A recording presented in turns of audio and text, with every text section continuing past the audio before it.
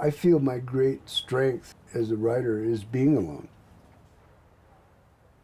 Aloneness is a condition of writing. You look at all the writers that have come up with something with its own salt, and they're utterly alone, all of them.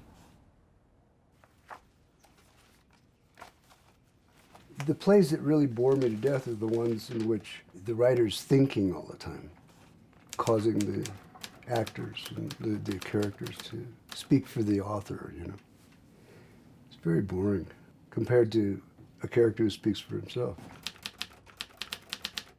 There's a certain framework of time that takes shape around a play. Sometimes you might fly through a 3-act play and write it in a week or two. And a 1-act play might take you a year. One of the keys to leaving a piece of writing and coming back to it is to leave it at the point where you know it's about to go somewhere. Don't come to a dead end and stop and say, oh my God, and walk away and come back, because you're going to be in the same dead end as you left it. I just never got along with the computer screen. It's somehow removed from the tactile experience.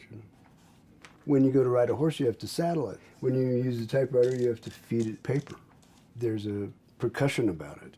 You can see the ink flying onto the surface of the paper. So a letter will go bam like that, but along with it is the ink kind of flying into the paper.